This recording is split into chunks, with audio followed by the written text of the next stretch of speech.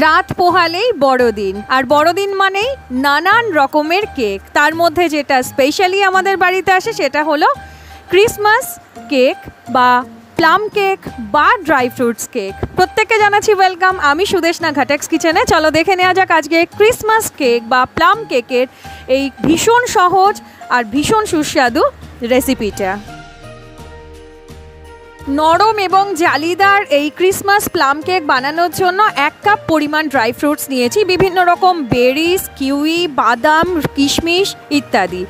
এই 1 কাপ পরিমাণ ড্রাই ফ্রুটসকে ভিজিয়ে রাখবো 1/2 কাপ পরিমাণ অরেঞ্জ জুস দিয়ে। বাজার চলতি অরেঞ্জ জুস নিতে পারো, আমি এখানে কিন্তু ফ্রেশ অরেঞ্জ জুস 1/2 কাপ পরিমাণ দিয়ে এটাকে ভিজিয়ে রাখছি আধা ঘন্টার জন্য। বানিয়ে নেব ক্যারামেলাইজড সুগার সিরাপ। পুরোপুরি 1 কাপ আর 1/2 কাপের থেকে সামান্য একটু কম চিনি এখানে নিয়েছি। 2 চামচ জল দিয়ে এটাকে বসিয়ে দেব গ্যাসে। লো হিটে এটাকে অনবরত নাড়তে থাকবো, তো এটা কালার চেঞ্জ হয়ে এরকম কিছুটা ব্রাউন ক্যারামেলাইজড সুগার সিরাপে পরিণত হবে। এবার ধাপে ধাপে 1 কাপ পরিমাণ জল মেলাতে থাকবো আর এই চিনির মিশ্রণটাকে জলের সঙ্গে পুরোপুরি মিশিয়ে 3 থেকে 4 মিনিট, খুব বেশি হলে 5 মিনিট রান্না করে নেব। তারপরেই এটা হয়ে যাবে ক্যারামেলাইজড সুগার সিরাপ বা ক্যারামেল সিরাপ।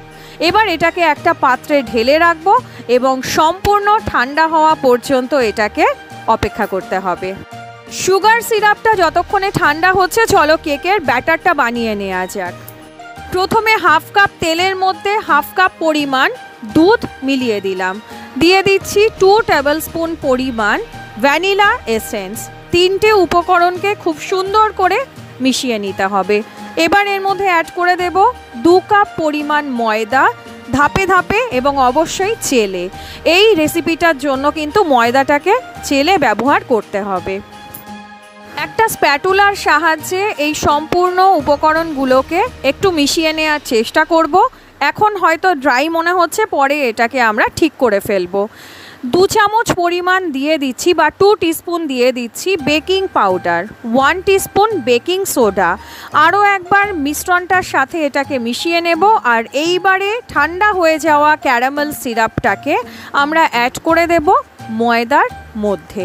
এই যে ক্যারামেল সিরাপটাকে আমরা ব্রাউন করে নিয়েছি, এটার দরুনই কিন্তু আমাদের কেকটা একটা ব্রাউনিশ কালারে পরিণত হবে। অ্যাড করে দিলাম 30 মিনিটের জন্য ভিজিয়ে রাখা ড্রাই ফ্রুটস, অরেঞ্জ জুসের মধ্যে যেটা আমরা আগে বানালাম সেই মিশ্রণটা। এবার সম্পূর্ণ মিশ্রণটাকে আমাদেরকে ভালো মতন মিশিয়ে নিতে হবে এবং অ্যাড করে দিতে হবে 1 টেবিল স্পুন পরিমাণ জায়ফল গুঁড়ো আর 1 টেবিল স্পুন পরিমাণ দারচিনি গুঁড়ো। এই দুটো মূল উপকরণ দিলে তবেই কিন্তু ক্রিসমাস প্লাম কেকের অথেন্টিক টেস্ট আমরা পাবো। এবার আমি এখানে 2টো অ্যালুমিনিয়াম ফয়েলের মধ্যে 2 ভাগে কেকটাকে বানাচ্ছি। অল্প একটু ব্যাটার বেঁচে গেছে, সেটা আমি আলাদা একটা বাটিতে বানিয়ে নেব।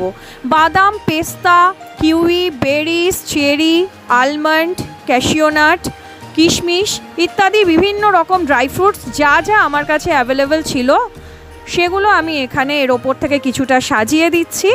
আর ব্ল্যাক রেইজিন কিন্তু দেওয়ার চেষ্টা করবে, এটা একটা আলাদা এফেক্ট আনে ক্রিসমাস কেকে।